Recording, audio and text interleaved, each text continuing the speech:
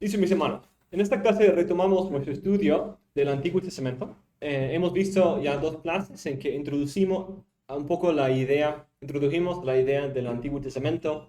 Hablamos de la necesidad del Antiguo Testamento para la iglesia, algunas de las razones por las cuales muchos descuidan el Antiguo Testamento por su antigüedad, por su separación cultural, por sus varios géneros y estilos un poco más distintos, por quizás ser el antiguo pacto, esa idea equivocada, ¿cierto? ¿Se acuerdan de eso? Pero hablamos de cómo hay una distinción entre el pacto, el antiguo pacto que se anuló y el Antiguo Testamento que registra el antiguo pacto, pero habla de la misma, en la misma palabra habla de Cristo. Entonces, en esta clase queremos empezar en nuestro estudio de la primera sección canónica del Antiguo Testamento, la Torá. La Torá. ¿Se acuerdan de que el Antiguo Testamento se estructura en tres partes? Entonces, tenemos la Tanakh, tenemos Torá,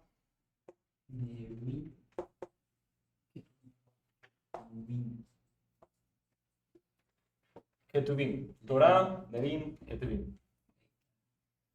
La ley, los profetas y los escritos, o los agiógrafos, es otra palabra española, los santos escritos.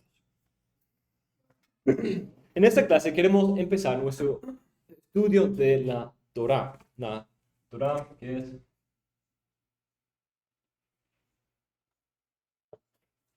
Torá.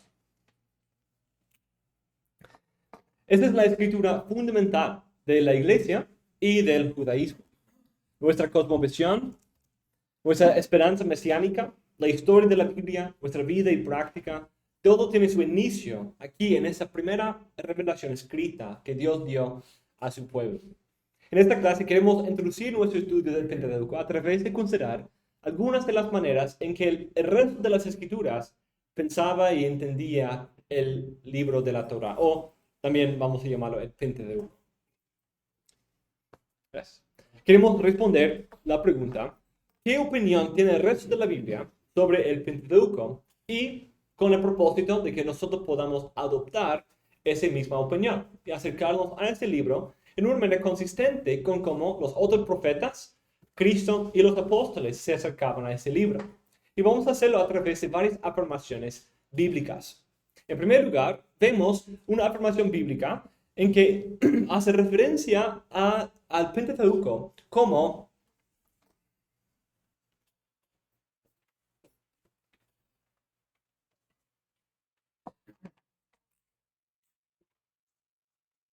el libro o este libro. Interesante. El libro, este libro. ¿Por qué eso es interesante? Porque cuando nosotros pensamos del Pentateuco, ¿qué decimos? Los libros, ¿cierto? 5 libros específicamente. Pero la Biblia consistentemente hace referencia a esta sección canónica como el libro, como un solo libro. Por ejemplo, la primera referencia después del Pentateuco, fuera del Pentateuco, que hace referencia a ese libro escrito por Moisés, dice este libro de la Torá. Voy a dejar Torá, no voy a hacer la referencia como la ley, porque vamos a ver por qué luego, pero la Torá, ese libro de la Torá. El Pentateuco consiste en esos primeros 5 libros de nuestras Biblias. Y viene del griego Pentateuco. Pentateucos, 5 tomos. 5 tomos. Esa es una manera que quizás capte esa idea. 5 tomos de una sola obra, ¿cierto? Hay una obra, pero con 5 tomos. Como los 3 libros del Señor de los Anillos. Son tomos, pero realmente hay que entenderlos juntos, ¿cierto? No puedes solo leer el primero, sino hay que entender todo, porque es parte de una sola historia. Creo que si lo entendemos de esa manera, es una palabra apropiada. Pero la Biblia consistentemente hace referencia como uno. La evidencia para cuándo empezó esto, algunos lo atribuyen a la Septuaginta, pero es un poco difícil saber porque no tenemos las versiones más antiguas de eso. Pero en Filón y Josefo, en el primer siglo, unos 1000 años después de la escritura del Pentateuco, vemos algunas de las primeras referencias a algo plural. Por ejemplo, Josefo habla de los 5 libros de Moisés. Dice, de estos 22 libros canónicos, 5 pertenecen a Moisés, que contienen sus leyes y las tradiciones del origen de la humanidad hasta su muerte. Entonces, parece que quizás se había dividido en 5 rollos distintos, pero en las escrituras, tanto del Antiguo como del Nuevo Testamento, consistentemente vemos la idea, el libro o este libro. Por lo tanto, John Sailhamer dice, aunque a menudo pensamos en el Pentateuco como una colección de 5 libros, a saber, Génesis, Éxodo, Levítico, Números y Deuteronomio, originalmente estaba destinado a ser leído como un solo libro. De hecho, hay evidencia de que ellos hacían eso, como en 2 de Reyes 22 o también en Nehemías, capítulo 8, leyendo el libro de la ley. Por ejemplo, vemos varias identificaciones singulares del Pentateuco. Segunda Crónicas 25:4, 35:12 y Nehemías 13, versículo 1, se refieren a el libro de Moisés, el libro de Moisés. Josué 8, 31, 23, 6, Segunda Reyes 14, 6, Nehemías 8, menciona el libro de la ley de Moisés. Hay otras maneras de identificar el libro también, como el libro de la ley de Dios, el libro de la ley de Jehová, el libro de la ley de Jehová su Dios, pero siempre el libro o este libro. Todas esas identificaciones de la Torá son en el singular y hablan de como si fuera un solo libro. Eso es algo interesante debido a que nosotros normalmente pensamos en términos de 5 libros distintos y tendemos a leerlos como 5 libros distintos.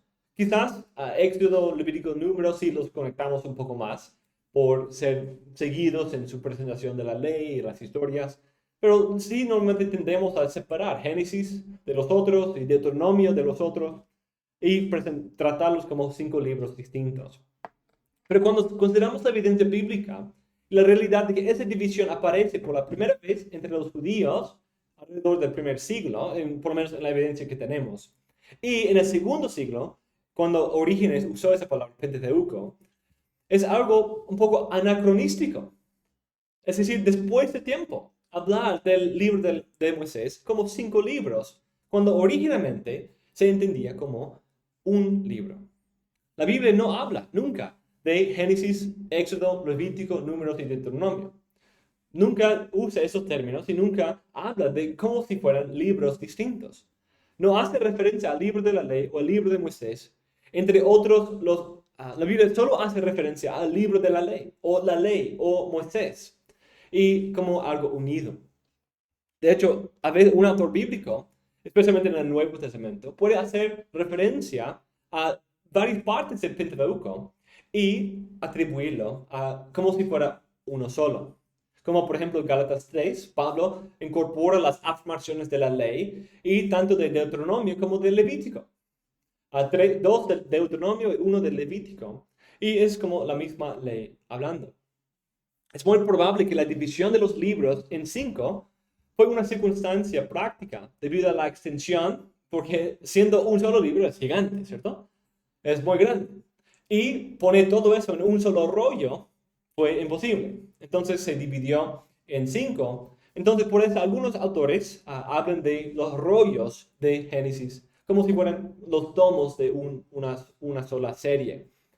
Y eso es algo importante. Y algo que creo que es útil hablar de eso, los rollos de Génesis, porque sí tiene una historia muy larga esta división, pero debemos tratar de mantener una manera de entender esos 5 como partes de una sola obra.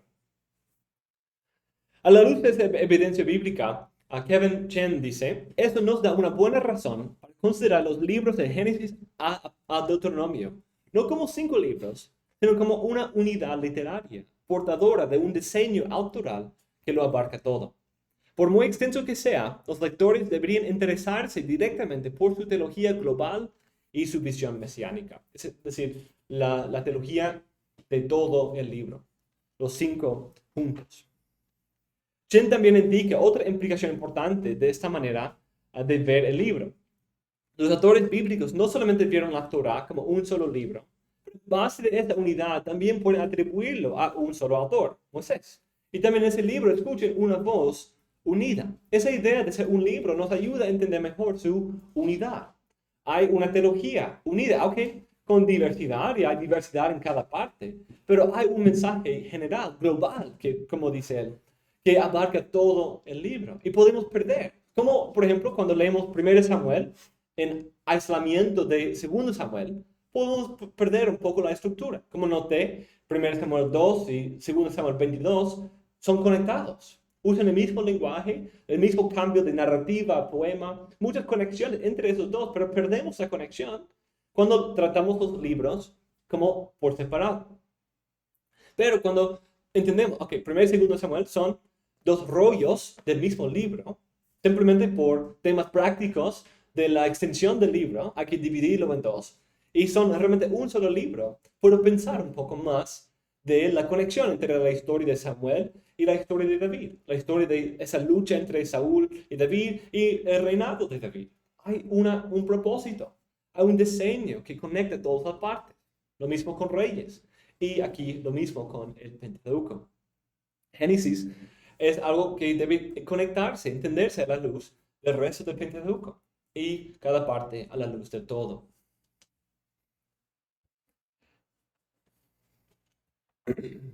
John Selhammer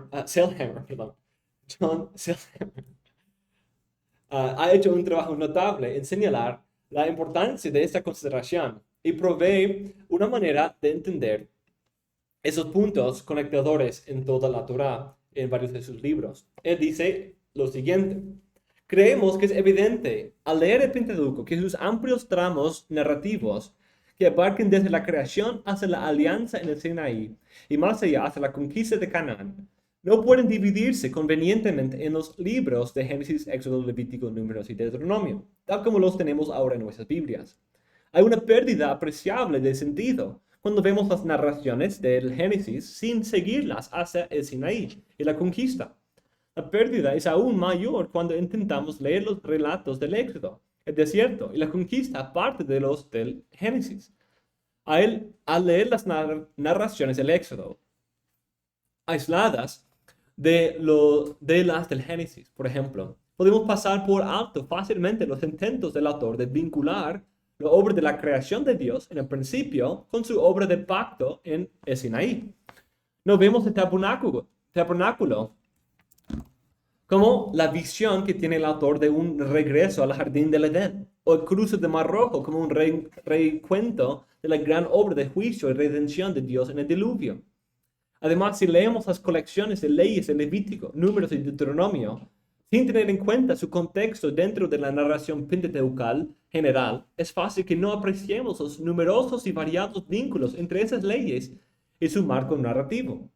Por ejemplo, una comparación de la disposición de las leyes en Levítico 11:16 sugiere que el autor del Pentateuco vinculó intencionadamente la propagación del pecado en la buena creación de Dios y las medidas que Israel debía tomar para evitar la propagación del pecado y la contaminación dentro de su campamento.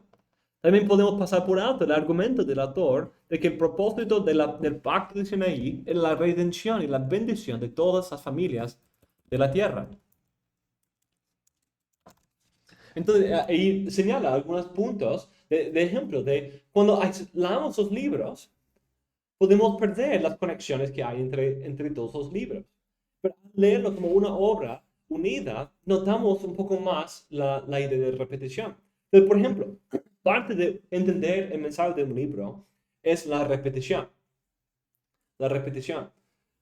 Y hay una frase, solo un ejemplo de esto, hay una frase que se repite en todo el Pentateuco, pero como una vez en cada libro. Esta frase, en los últimos días, que aparece en Génesis 49, aparece en Números 23, 24, y luego aparece en Deuteronomio 32 y 33. Entonces, si solo leo Génesis, no es una frase que me llama tanto la atención porque solo aparece una sola vez.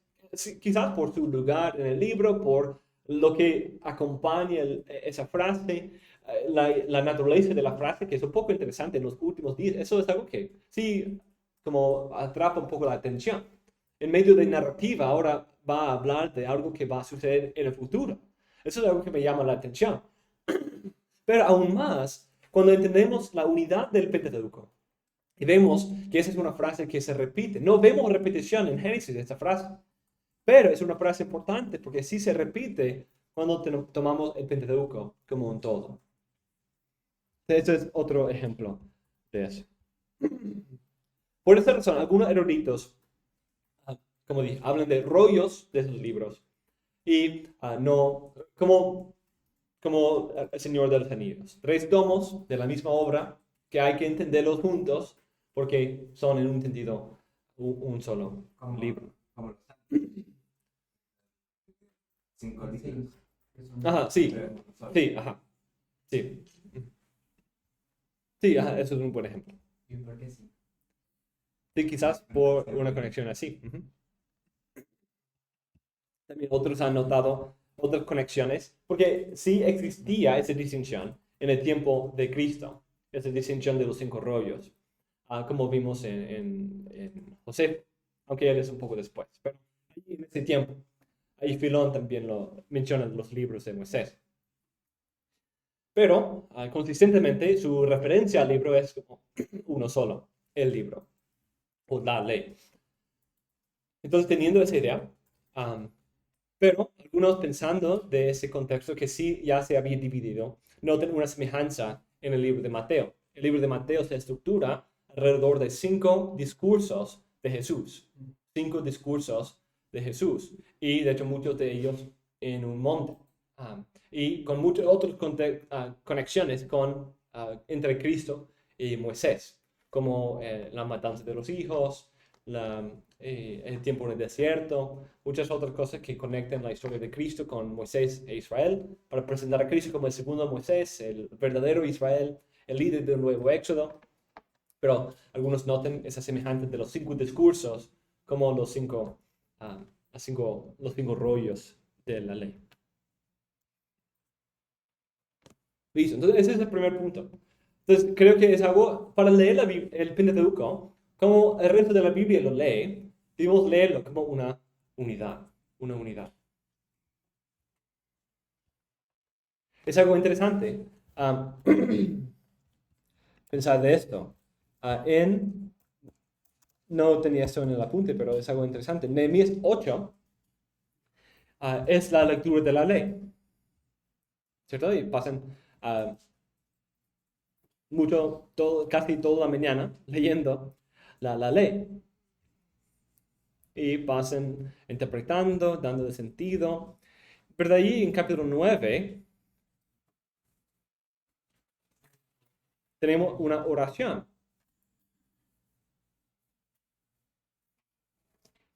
Y noten, entonces, solo para tener un poco de la idea, leen la ley de Moisés y responden a esa lectura diciendo a estos hombres, los levitas, levantaos, bendecid al Señor vuestro Dios por siempre y para siempre. Sea bendito tu glorioso nombre, exaltado sobre toda bendición y alabanza.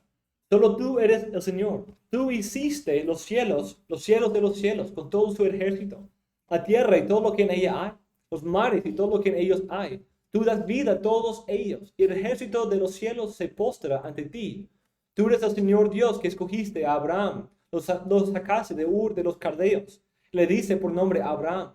Hallaste fiel su corazón delante de ti, hiciste con él un pacto para darle la tierra de Cananeo, del Eteo, del Amorreo, del Pereceo, del Jebuseo, del Jerjeseo, para darla a su descendencia. Y has cumplido tu palabra porque eres justo.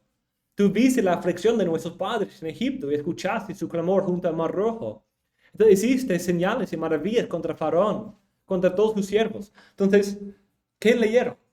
Génesis hasta el 8 y 9 en adelante. Sí, Eso. sí, y sigue la historia, pero es solo empezando ahí, solo nos da la idea de que cuando leyeron el libro de la ley, empezaron por Génesis. Empezaron y responden a todas las partes en un orden canónico.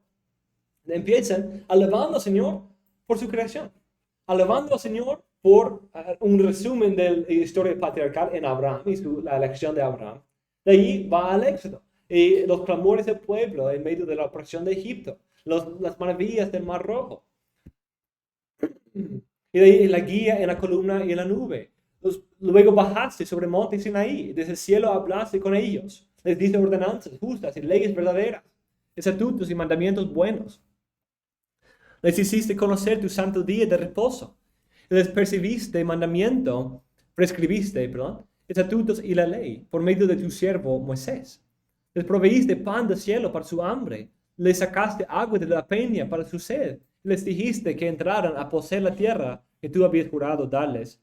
Pero ellos, nuestros padres, obraron con soberbia. Endurecieron su servicio y no escucharon tus mandamientos.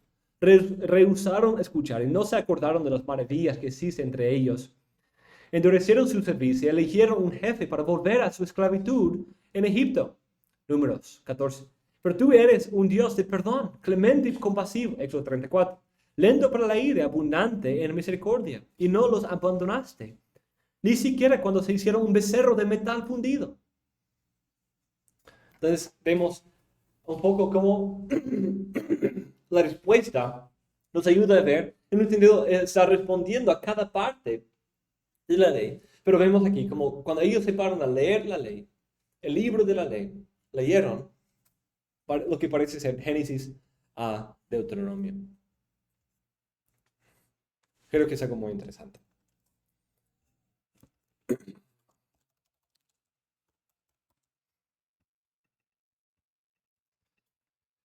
En segundo lugar, vemos consistentemente que la Biblia hace referencia a este libro como el libro de Moisés. El libro de Moisés.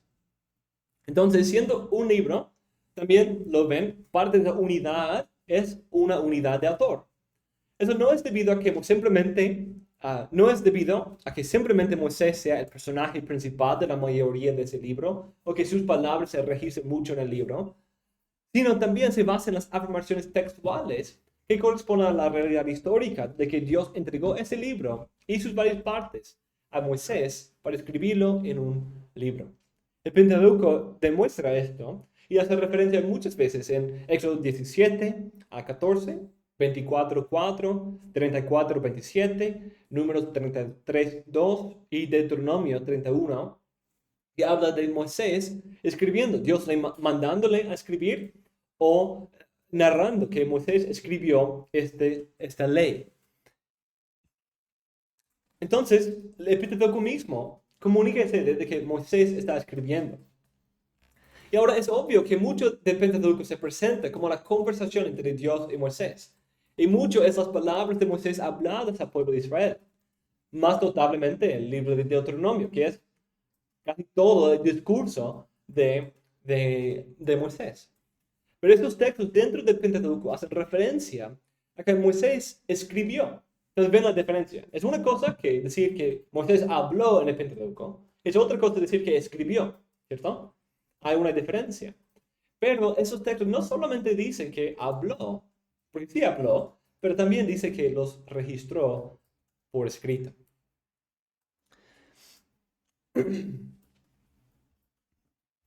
Otros libros también hablan de esa realidad y atribuyen las palabras del Pentateuco a Moisés, o de manera verbal o por escrito. Por ejemplo, vemos en Josué 1, 7 a 8. Dice, toda la ley que mi siervo Moisés te mandó, lo cual es algo de su conversación, su manera de hablar. Pero en el contexto dice, nunca se apartará de tu boca este libro de la ley, sino que de día y de noche meditarás en él, para que guardes y hagas conforme a todo lo que en él está escrito. Entonces, conecta los mandatos de Moisés, palabras, y su escrito, el libro que se escribió por Moisés. Jueces 3 dice, y fueron para probar con ellos a Israel, para saber si obedecerían a los mandamientos de Jehová que él había dado a sus padres por mano de Moisés. Esa idea de por mano implica esa escritura, por mano de Moisés, no por boca de Moisés solamente, sí, sí por boca de Moisés, pero aquí más específicamente por mano de Moisés, porque ese es el tiempo después de aquellos que habían escuchado. Entonces ya no es la comunicación por la palabra, sino por la mano. Otros textos vemos en Marcos 7:10. Moisés dijo, honra a tu padre y a tu madre. Y el que maldiga al padre a la madre muera irremisiblemente. Aquí atribuyéndolo a Moisés. Entonces, viendo que es de Moisés. Pero en cuanto a que, Lucas 20:37, pero en cuanto a que los muertos han de resucitar, aún Moisés lo enseñó en el pasaje de la zarza, cuando llama al Señor Dios de Abraham, Dios de Isaac y Dios de Jacob. Ahora piensen de esos dos textos. Moisés enseñó, Moisés dijo. Pero ¿qué está diciendo Moisés? Cuando regresamos al Pentateuco, ¿quién dijo esas palabras? ¿Quién dijo, soy el Señor Dios de Abraham, Dios de Isaac, Dios de Jacob? ¿Quién dijo, honra a tu padre y tu madre? Dios. Esas son las palabras de Dios. Pero dice que es Moisés. Es algo interesante. Que uno vemos porque Moisés es el mediador de la ley. Y también vemos porque él es el autor del libro. Que se comunica de esa manera. Esos textos son las palabras de Dios, que Dios habló. Pero textualmente son las palabras de Moisés. Y eso vamos a ver en el tercer punto, que hay un autor dual, autor inspirado. Otro texto muy importante, que vamos a volver a hablar de ese texto, es Juan 5, 45 y 47. No penséis que yo voy a acusaros delante del Padre. Hay quien os acusa. Moisés, en quien tenéis vuestra esperanza. Porque si creyereis a Moisés, me creerías a mí, porque de mí no solamente habló, sino de mí escribió. De mí escribió. Entonces, eso es algo un poco más explícito. El hablar podría haber el libro o sus palabras meramente. Entonces, no es necesariamente la escritura, pero escribir es más específico. Pero si no creéis a sus escritos, ¿cómo creeréis en mis palabras? Ese texto es un texto clave en el cual Cristo, nuestro Señor, la cabeza de la iglesia, capitán de nuestra fe, afirma que Moisés escribió y habla de los escritos de Moisés. Otros textos hacen esa afirmación de manera más implícita. Por llamar la Torá el libro de Moisés o alguna variación de ese título. Vemos el libro de Moisés, la ley de Moisés, el libro de la ley de Moisés, la ley que Moisés había escrito en Josué 8:32, las instrucciones de Moisés, Moisés y los profetas en Lucas 24:27, o Moisés, los profetas y los salmos. Esos otros textos, tanto del Antiguo como del Nuevo Testamento, consistentemente conectan ese libro con Moisés. Además, notamos que el libro nunca se conecta con ninguna otra persona menos Jehová, ¿cierto? El único otro autor de este libro que se afirma o con el cual se puede conectar de manera explícita es Dios, Jehová. La ley de Jehová, la ley de Dios, el libro de la ley de Dios, el libro de la ley de Jehová. El libro de la ley de Jehová, su Dios. Por lo tanto, a la luz de la evidencia bíblica, para ver este libro de manera consistente con la manera en que la Biblia misma en otras partes lo ve, es importante mantener una conexión con Moisés, en contraste con muchos que lo separan, lo alejan de Moisés en muchos sentidos, y que han rechazado su conexión con Moisés. Aunque nosotros parece muy claro afirmar y entender que el Pentateuco, en su forma final que nosotros hoy tenemos, también tiene algunas partes que vinieron después de Moisés. Incluso, como hemos hablado de eso, Deuteronomio 34 es un ejemplo clave, que incluso hasta 33 puede verse de esa manera, como algo que viene después de la vida de Moisés, porque relata lo que sucede después de la vida de Moisés. Pero aún así, pensamos junto con Cristo y los apóstoles y la tradición judía que Moisés es el autor de la gran mayoría del Pentateuco. Y eso nos ayuda a ver que hay una unidad, que hay un patrón, hay un diseño. Es literatura. Hay un diseño y arte que une todo el libro. Entre eruditos, el punto de vista primario es que el Pentateuco es una colección de leyendas y cuentos orales o escritas en la historia de Israel. Luego, alrededor del exilio babilónico y después, un redactor puso todas las partes juntas para crear lo que hoy tenemos como el Pentateuco. Esa teoría viene de la crítica de las fuentes y depende de una opinión de la Biblia que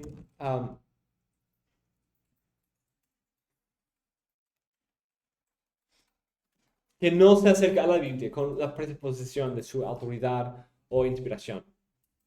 Y se llama la hipótesis documentaria. Y vamos a hablar más de eso en otra clase. Entonces, hemos hablado de estos antes, ¿cierto? En nuestra clase de introducción a la Biblia. Como hay textos que parecen ser después de Moisés, pero podemos afirmar aún así la autoría de Moisés. Un autor dice, así pues, si se toma en serio la autoría mosaica de Deuteronomio, al hablar de la autoría que hay que tener en cuenta la revisión. Los eruditos conservadores del Antiguo Testamento se refieren típicamente a la autoría mosaica y señalan las revisiones probables sin señalar ningún problema con la doctrina de la inspiración. Hemos hablado de que hay una consistencia aquí, porque cualquier adición posterior fue algo por un profeta inspirado. E incluso esas adiciones vinieron después del tiempo, antes del tiempo de Cristo y los apóstoles. Y aún con esos cambios de Deuteronomio 34, no encontraron problema en decir que es la palabra del Señor, que es algo inspirado, que es una regla de fe y vida, o que es incluso Moisés.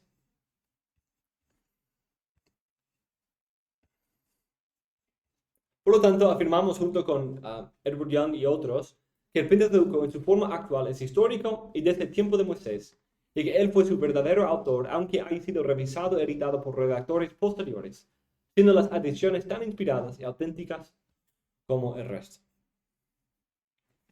En tercer lugar, vemos otra referencia muy común a este libro, pero específicamente a su autor. Este libro de Moisés, siervo del Señor, siervo del Señor. Y con esta referencia quiero señalar la idea de que esta palabra que Moisés escribió es al mismo tiempo la palabra del Señor. Él está escribiendo un libro, pero en el oficio profético, en el oficio de alguien que ha recibido y entrega revelación de parte de Dios. Es la palabra de Moisés, pero es también la palabra de Dios. Su palabra es la regla de la fe y la práctica de la comunidad de Dios. De hecho, el resto de la historia del Antiguo Testamento se gira en torno a esa idea, ¿cierto? De mostrar cómo su desobediencia ha producido juicio, porque ellos no se metieron a la regla, entonces por eso son juzgados. Y para ser bendecidos hay que volver a la obediencia a lo que Dios había dicho a través de la ley, a través de Moisés. Los profetas después de Moisés toman su trabajo de esa realidad de llamar al pueblo a guiar sus vidas y prácticas personales y religiosas en base de los mandatos de Dios a través de Moisés. Por ejemplo, la oración de Salomón a favor del pueblo de Israel se dirige a Dios en esas palabras. Pues tú los has separado de entre todos los pueblos de la tierra como tu heredad, como lo dijiste por medio de tu siervo Moisés, cuando sacaste a nuestros padres de Egipto, oh Señor Dios. Lo que tú dijiste por medio de tu siervo Moisés. Nos da esa referencia, tu siervo. También los juicios que los profetas anuncian vienen en términos de lo que Moisés había anunciado. Según Reyes 18:12. Porque no obedecieron la voz del Señor su Dios, sino que quebrantaron su pacto, es decir, todo lo que Moisés, siervo del Señor, había ordenado. La voz del Señor y lo mandado por Moisés son unidos y paralelos aquí en este texto. Daniel 9, 11 y 13 también reconoce esa idea. Todo Israel ha transgredido tu ley y se ha apartado sin querer obedecer tu voz. Por eso ha sido derramado sobre nosotros la maldición y el juramento que está escrito en la ley de Moisés, siervo de Dios, porque hemos pecado contra Él. Como está escrito en la ley de Moisés, toda esta calamidad ha venido sobre nosotros, pero no hemos buscado el favor del Señor nuestro Dios, apartándonos de nuestra iniquidad y prestando atención a tu verdad. Noten esa idea muy clara de un autor dual.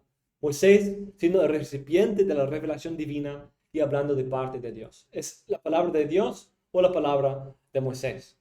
Dice las dos cosas. Consistentemente los autores bíblicos ven la realidad de un autor doble en el Pentateuco, y que es tanto la palabra de Jehová como la palabra de Moisés. En varios textos es algo parecido, se identifica como algo así. El libro de la ley de Moisés que el Señor había dado a Israel, Nehemías 8:1. Y de manera interesante, Nehemías 10:29 cambia el orden. 8:1 dice, el libro de la ley de Moisés que el Señor había dado. Pero en capítulo 10:29 dice, la ley de Dios que Moisés dio. O dice, la ley de Dios que fue dada por medio de Moisés, siervo de Dios. El libro de Moisés, dado por Dios, o el libro de Dios, dado a través de Moisés. Entonces ven el intercambio en el mismo libro, un intercambio de esos términos. Vimos esa idea también en Marcos 7:10 y Lucas 20:37. Cuando son las palabras en el texto, son las palabras de Dios. Pero dice que Moisés habló. En cuanto a Marcos 7, Moisés no habló esas palabras. En cuanto a la ley, Moisés sí los habló, ¿cierto? Moisés sí anunció esa realidad.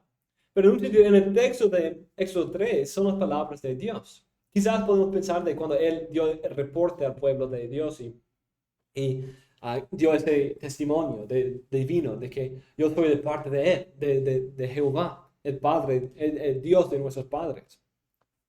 Pero en el texto el enfoque es, esa es la palabra del Señor, pero lo puede atribuir de igual manera a Moisés. De manera parecida, otros textos afirman que Moisés es Moisés quien mandó o dio ciertas leyes, aunque son claramente las leyes dadas por Dios.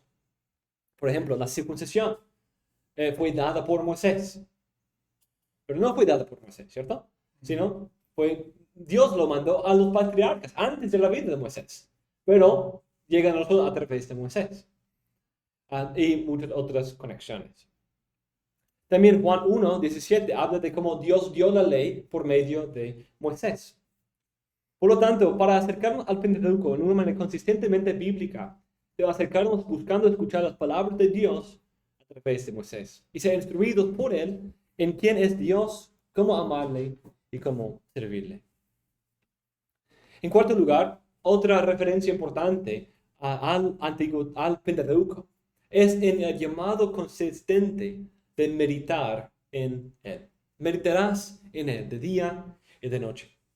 Eso es algo importante, tanto para la vida de las personas, pero es algo que hemos visto en la estructura misma del Antiguo Testamento. En esas tres partes, la Torah, Nevi'im y Ketuvim, se estructura alrededor de ese llamado a meditar en la ley de Moisés, en la Torah de Moisés.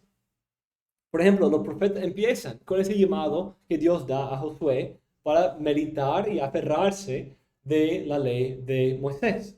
Dice, solamente esfuérzate y sé muy valiente para cuidar de hacer conforme a toda la ley que mi siervo Moisés te mandó. No te apartes de ella a la diestra ni a siniestra, para que seas prosperado en todas las cosas que emprendas. Nunca se apartará de tu boca este libro de la ley, sino que de día y de noche meditarás en él, para que guardes y hagas conforme a todo lo que en él está escrito. Porque entonces harás prosperar tu camino y todo te saldrá bien. De aquí, los autores bíblicos buscaron guiar sus vidas de manera consistente y completa por la regla, lo que Dios había dicho por Moisés. Hicieron que este libro fuera el objeto de su meditación constante. Dios lo deja claro aquí en ese texto que esa meditación en la ley de Moisés es la fuente de la verdadera sabiduría, la prosperidad y el éxito. Para obtener la vida hay que meditar en la ley. La bienaventuranza viene de la ley del Señor, la instrucción del Señor. La historia de los profetas también demuestra cómo la obediencia a esta ley es lo que determina la prosperidad de Israel o su destrucción. Como ellos meditaban y guardaban la ley, la instrucción de Moisés es lo que determinaba si iban a recibir bendición o maldición. Aunque debemos meditar en toda la palabra de Dios, la Biblia consistentemente nos llama a meditar en el libro de Moisés. Los profetas vuelven a esa idea y terminan con el llamado a no usar la palabra meditar, pero dice: acordaos de la ley de mi siervo Moisés, de los estatutos y las ordenanzas que yo le ordené en Horeb para todo Israel. De ahí, cuando el canon se retoma en los Ketuvim, empieza con un llamado parecido a meditar en la Torah, muy parecido a los términos de que Dios usó con Josué. Aunque no se conecta explícitamente con Moisés en ese texto, en Salmo 1, entendido en su contexto, si entendemos que es el libro dado por Moisés a Israel de parte de Dios. Salmo 1.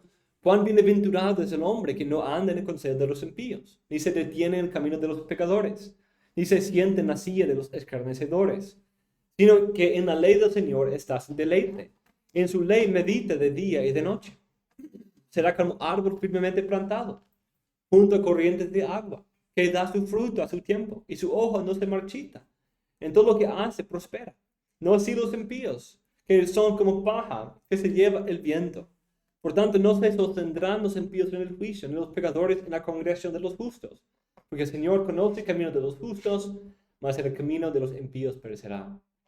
De manera muy consistente con Josué, ¿cierto? Hay un llamado de meditar de día y de noche en la ley, en la instrucción del Señor, su Torah. Hay la idea de no apartarse a los caminos de los falsos, de los pecadores. Hay la idea de que aquí se encuentra la bienaventuranza, la vida, la prosperidad. Usando un lenguaje muy parecido. Vemos, esto es lo que determina si va bien o va mal, cómo nos aferramos a la palabra del Señor. Por esa razón, nunca debemos llegar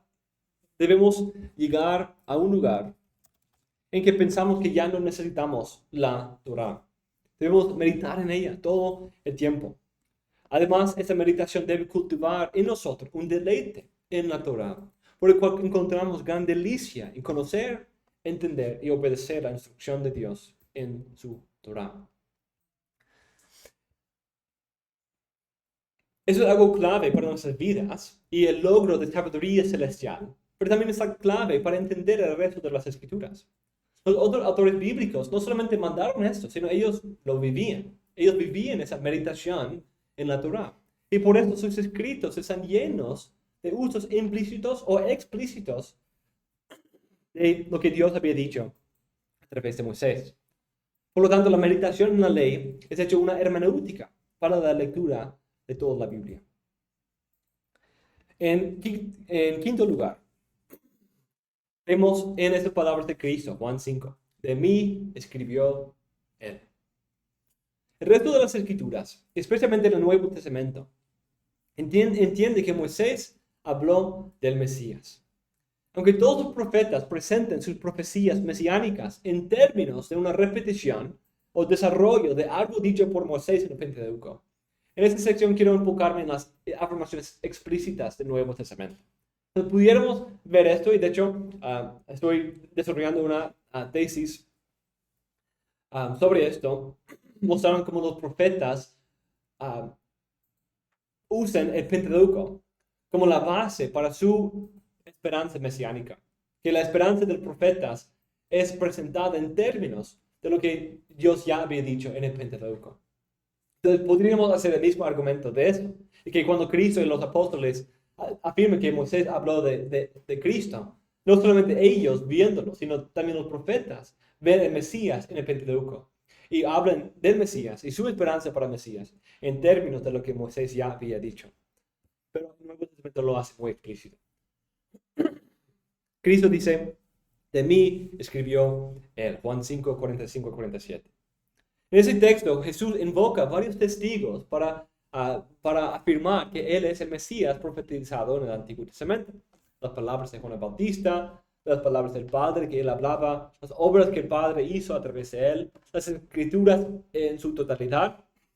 ¿verdad? Y se especifica en Moisés.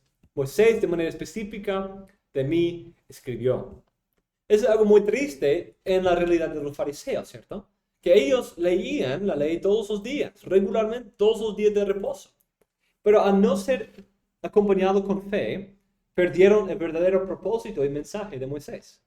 Los fariseos, en su autojusticia, su justificación propia, su orgullo y hipocresía, no son los verdaderos proponentes del libro de Moisés. Ellos no entendieron. Eso no es cómo entender el Pentateuco. Y eso es lo que Cristo está afirmando aquí. La manera de entender correctamente el Pentateuco es creer en él. Eso es lo que produce un verdadero entendimiento del Pentateuco de Moisés. No una búsqueda de obtener la justicia por la ley, sino en tirarnos sobre Cristo y la justicia que solo viene por él. Porque Moisés, desde generaciones antiguas, tiene en cada ciudad quienes lo predican, pues todos los días de reposo es leído en las sinagogas. Pero aún así, muchos perdieron el cumplimiento de lo que Moisés mismo esperaba. Eso implica que a pesar de su estudio de ese texto fundacional y su devoción a Moisés, habían mal interpretado tanto el Pentateuco como su relación con ese gran profeta y legislador. Los fariseos se jactaban, ¿cierto? En capítulo 9 de Juan. Somos, ¿qué? Los discípulos de Moisés.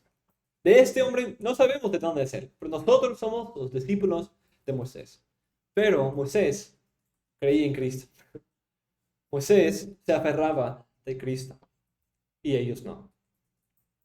Nosotros tenemos la tendencia en nuestros días, y parte es por nuestra traducción consistente de Torah como ley, de ver el Pentateuco como simplemente un libro de leyes.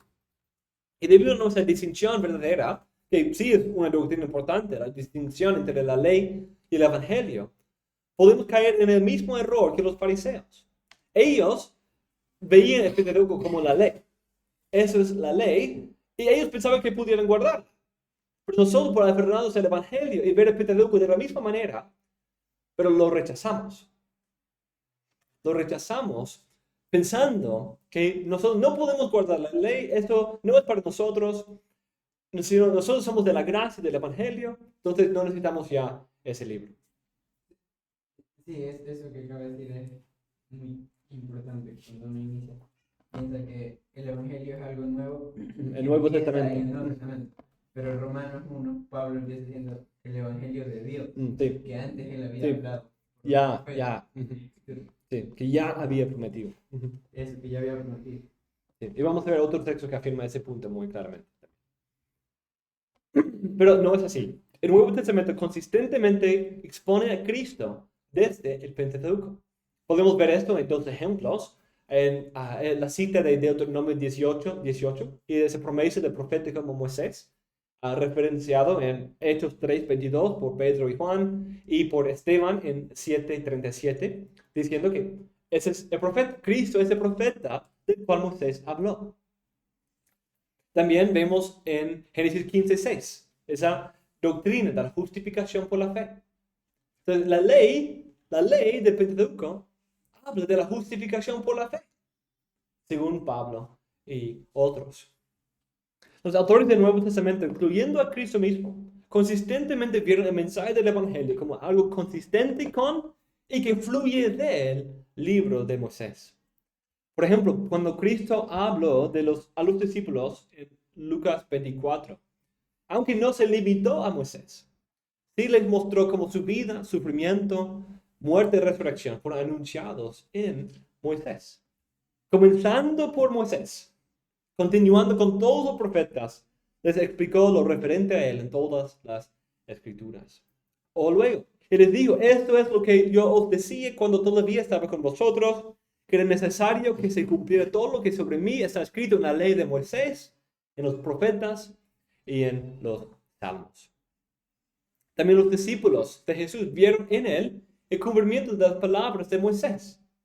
Felipe encontró a Natanael y le dijo, hemos hallado a aquel de quien escribió Moisés en la ley, y también los profetas, a Jesús de Nazaret, el hijo de José. Otra vez vemos como ellos están diciendo, escribió Moisés en la ley, en la Torá. Y dice que ese es Mesías, ese nuevo profeta, ese Salvador, es el de quien Moisés escribió. El ministerio de Pablo también fue consistentemente una proclamación de Cristo en dependencia de Moisés, en dependencia del Pentateuco. Por ejemplo, dice ante Agripa, el rey, así que habiendo recibido ayuda de Dios, continúo hasta este día testificando tanto a pequeños como a grandes, no declarando más que lo que los profetas y Moisés dijeron que sucedería, que Cristo había de padecer y que por motivo de su resurrección de entre los muertos, él debía ser primero en proclamar luz tanto al pueblo judío como a los gentiles. Noten ese lenguaje. Nada más que lo que los profetas y Moisés dijeron que sucedería. Eso no es algo nuevo, no es algo inconsistente, no hay una ruptura en la historia, ¿cierto? Hay una naturaleza orgánica. Todo lo que yo estoy diciendo es lo mismo que ya se ha dicho desde Moisés. Y claro, cuando Pablo identifica su evangelio como aquello que es conforme a las Escrituras, es obvio que a la luz de ese texto, que tenía en cuenta a Moisés. Hechos 28. Y habiéndole fijado un día, vinieron en gran número a donde él posaba, y desde la mañana hasta la tarde les explicaba, testificando fielmente sobre el reino de Dios, y procurando persuadirlos acerca de Jesús, tanto por la ley de Moisés como por los profetas. Versículo 23. El libro de Hebreos también ve esta conexión íntima entre Moisés y sus escritos y Cristo. Hebreos habla de que la revelación que Dios dio a Moisés fue algo preparatorio para la venida de Cristo. Dice en capítulo 3, versículo 5, usted fue fiel en toda la casa de Dios como siervo, para testimonio de lo que se iba a decir más tarde. Noten esto, él siendo fiel, dando testimonio, y luego como revelando las cosas reveladas en el monte, anunciando las cosas reveladas en el monte, preparaba para la venida de Cristo. Es algo parecido a lo que Pablo dice, de la ley que ha venido a ser nuestro ayo para conducirnos a Cristo, a fin de que seamos justificados por la fe. Aquí hay quizás cierta idea de la ley como estándar de justicia y no el Pentateuco, pero es una idea parecida de cómo el Pentateuco nos prepara, es un testimonio de antemano, como se dijo en Juan 5, un testimonio de lo que Dios iba a hacer y decir luego. La ley de Moisés habla de Cristo y nos prepara para su venida, para que en Él encontremos el mejor sacrificio, el mejor sacerdote, el mejor templo y la justificación por la fe. Además, Hebreos presenta a Moisés como alguien que no solamente habló de Cristo, sino alguien que entendió esa profecía a tal modo que él puso su fe en Cristo. Aunque era distante, futuro e invisible a los ojos de Moisés en sus días, pero eso es la naturaleza de la fe, ¿cierto? La fe es la certeza de lo que se espera, la convicción de lo que no se ve. Por lo tanto, dice que Moisés había puesto su fe en Cristo y buscaba la recompensa que viene de Cristo en Hebreos 11, 23 a 26. Considerando como mayores riquezas el oprobio de Cristo que los tesoros de Egipto, porque tenía la mirada puesta en la recompensa. Por lo tanto, para leer el Pentateuco como el resto de la Biblia, especialmente como Cristo y los apóstoles, debemos leerlo como un testimonio que revela a Cristo, nos prepara para Él y busca establecer nuestra fe en Él. En último lugar, vemos otra frase bíblica cuando dice atestiguada por la ley. Atestiguada por la ley. Otra parte importante de entender el Pentateuco o la Torá de manera consistente con los autores bíblicos es el hacer una distinción entre el libro de Moisés y la ley, como ese estándar moral de justicia que Dios manda para obtener la vida. Entonces, por eso es un poco confuso el uso de la ley para hablar de esa sección, esa traducción. Porque la ley para nosotros es principalmente la idea judicial, ¿cierto? Las reglas, las regulaciones que tienen penas o promesas. Hoy en día la tendencia de muchos es pensar del Pentateuco como simplemente un registro de algunas historias y principalmente de leyes. Leyes tras leyes tras leyes, incluso repitiendo las mismas leyes 10 veces. Leímos pasajes como Juan 1:17. La ley fue dada por medio de Moisés, la gracia y la verdad fueron hechas realidad por medio de Jesucristo. Y pensamos que ya que tenemos la gracia de Cristo, debemos desechar esas cosas viejas, dañinas y destructivas de la ley. Pero tanto los autores del Antiguo Testamento como del Nuevo Testamento encontraron gracia y esperanza mesiánica en el Pentateuco. Para ellos, aunque el Pentateuco es el lugar más concentrado del registro de la ley, como libro y composición, está lleno del Evangelio. Entonces, hay la ley dentro del Pentateuco, pero como tal, en su totalidad, en su estructura general, en todo el marco de referencia del Pentateuco, es un libro que se trata del Evangelio. Es un libro aún más interesado en la venida futura del nuevo pacto que en la presentación del antiguo pacto. No es el antiguo pacto, registra el antiguo pacto, pero al mismo tiempo demuestra su fracaso y su insuficiencia, que nos lleva a esperar esa promesa final en Deuteronomio 30, cuando Dios va a restaurar no un trato externo con el pueblo, sino los corazones del pueblo, circuncidando el corazón del pueblo para que obedezcan la ley y moran en su presencia, ya sin pecado. Entonces, la distinción entre la ley y el Evangelio no es una distinción entre Pentateuco y Nuevo Testamento. Partes del Pentateuco podemos describir como la ley, pero cuando los entendemos en su estructura, en su contexto, a la luz del mensaje global del Pentateuco, incluso el Pentateuco te está mostrando la insuficiencia de buscar la salvación por las obras de la ley. Entonces, como bien Cristo dijo, si ellos ni entienden a Moisés, ¿cómo van a creer sus palabras? Porque ellos pensaban, Moisés dice que nosotros podemos guardar la ley, ya lo hemos hecho. Pero pensando que es por su justicia propia, perdieron la justicia que viene por la fe. Porque Cristo es el fin de la ley por todos los que creen. Hay dos consideraciones importantes aquí. En primer lugar, podemos considerar un texto clave que hace esa distinción. Romanos 3, 19 a 22, del cual tomamos la frase de esta sección. Ahora bien, sabemos que cuando dice la ley, lo dice a los que están bajo la ley, porque toda boca se cae y todo el mundo se ha hecho responsable ante Dios. Porque por las obras de la ley ningún ser humano será justificado delante de él, pues por medio de la ley viene el conocimiento del pecado. Pero aparte de la ley, la justicia de Dios ha sido manifestada, atestiguada por la ley y los profetas. Es decir, la justicia de Dios por medio de la fe en Jesucristo, para todos los que crean, porque no hay distinción. Entonces vemos la ley, la palabra nomos, ley, en dos sentidos distintos. La ley que manda obediencia. La ley que es un pacto de obras que lleva a condenación, que hace todos responsables y sin excusa delante del Señor. La obra de la ley por la cual nadie será justificado, porque todos lo han roto. Y debido a que todos lo han roto, lo mejor que la ley puede hacer es exponer el pecado y nada más. Puede exponerlo, pero no puede perdonarlo. No puede justificar al pecador. Pero dice, pero ahora, aparte de la ley, atestiguada en la ley. Ok, aparte de la ley, pero en la ley. ¿Cómo? Pues hay esa distinción que quiero hacer. Tenemos la ley como un estándar de justicia, como las leyes, las reglas que tenemos que guardar para obtener vida. Y la ley como el libro de Moisés, el libro que Moisés escribió, en conjunción con la otra parte canónica de los profetas, la ley y los profetas. Entonces vemos la distinción aquí.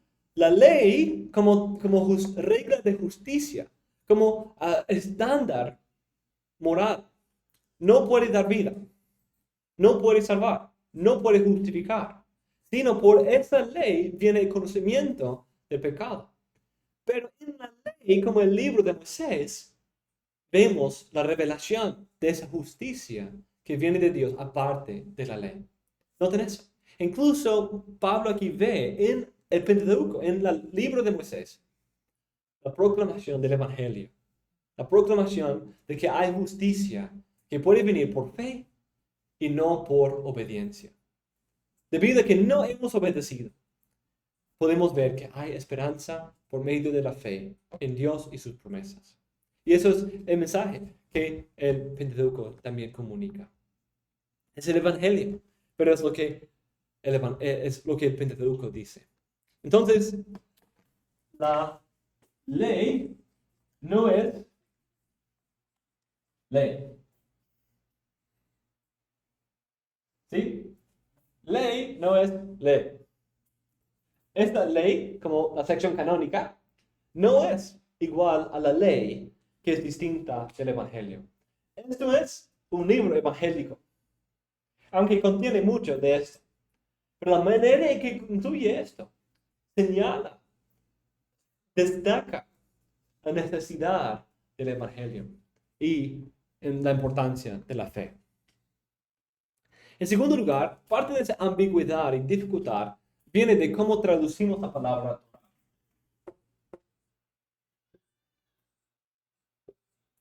Esta palabra hebrea, Torah, normalmente se traduce como ley. No siempre, pero normalmente se traduce como ley. Y así en inglés y en español lo hemos traducido cuando hablamos del Pentateuco. Y creo que eso es un poco desafortunado porque en nuestro idioma, ley tiene un sentido un poco más específico, ¿cierto? Una idea de reglas. Pero eso no es la única idea. Puede significar reglas, pero no siempre en las escrituras. Uno de los diccionarios estándares del idioma hebreo define la palabra, el sentido principal de esa palabra, no como regla, sino como dirección o instrucción, de enseñanza, instrucción. De hecho, es algo parecido a lo que un padre da a sus hijos. La instrucción, eso incluye reglas, ¿cierto? Pero no solamente eso, no solamente reglas, sino también es enseñanza, es literatura de sabiduría. ¿Cómo obtener sabiduría? ¿Cómo ser bendecido? ¿Cómo tener vida? Aunque en ciertos contextos dentro del Pentateuco y afuera, tiene la idea de mandamiento, es paralelo a la idea de mandamiento, pero va más allá de ese sentido judicial y legislativo. Por ejemplo, Salmo 78 usa esta palabra para hablar de una instrucción que el salmista da a la próxima generación, como padre e hijo. Y es una colección de historias, no leyes y reglas. La Torah es también algo que no solamente guía en obediencia, sino también es algo que da consuelo en medio de aflicción, en medio de tentación, porque da promesas de vida, protección divina y salvación, como vimos en muchos lugares en Salmo 119. En el libro de Proverbios, Torah es un sinónimo de la palabra musar, que se traduce como disciplina o instrucción. Disciplina en el sentido de esa crianza, ese discipulado en un sentido, instrucción a los hijos. También con la frase buena enseñanza en Proverbios 4:2. Proverbios 31:26 habla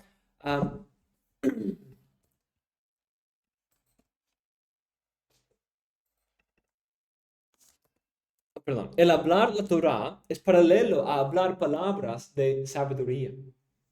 Entonces la Torah es algo que se conecta con la idea de sabiduría, la transmisión de sabiduría divina. En Proverbios, como en otros libros también, es la imagen muchas veces conectada de un padre y una madre dando instrucción a sus hijos. Por lo tanto, el guardar la Torah es más que una mera obediencia a ciertas reglas, sino es el seguir los caminos y pisadas trazados por un padre. Cuando entendemos esa realidad y la identificación de ese libro como Torah, nos ayuda a entender un poco mejor su naturaleza. Sí da reglas para la verdad, para la vida y un estándar de justicia, pero el Pentateuco es mucho más que eso. Son las palabras de un padre a sus hijos para guiarles. De hecho, eso se ve en muchas partes del libro, ¿cierto? Israel es mi primogénito, es mi hijo. Es Dios el Padre dándoles instrucción a los hijos. Para hacerles bien, para guiarles en el camino, para darles vida, para darles una herencia de la tierra, ¿cierto? Es una instrucción para sus hijos. Es por esa razón que el salmista encuentra tanto deleite en la Torá. No solamente en las reglas, aunque sí en las reglas también, porque las reglas son justísimas, son perfectas, son de buena guía y van en contra del mundo lleno de pecadores. Pero también ve en la Torá guía, comunión con su Padre. Encuentra promesas de vida, salvación, protección, guía que vienen de Dios a su pueblo. En conclusión, para leer el Pentateuco y verlo en una manera consistente con el resto de las Escrituras, debemos leerlo como un libro unido, escrito bajo la inspiración divina por el siervo de Dios, Moisés. Debemos meditar en ella y encontrar gran deleite en ella para acompañar nuestra lectura con fe y obediencia. Además, debemos buscar en este libro un testimonio claro y consistente del Mesías, de la única justificación y salvación que viene solo a través de él por la fe. Debemos distinguir claramente entre la ley como estándar de juicio y ese libro que es tan lleno del Evangelio, que fue la base para muchos sermones evangélicos en el ministerio de Cristo y los apóstoles. Con ese entendimiento estamos mejor preparados para entrar en el texto mismo del Pentateuco y meditar en él, escuchando su testimonio de Dios y de Cristo.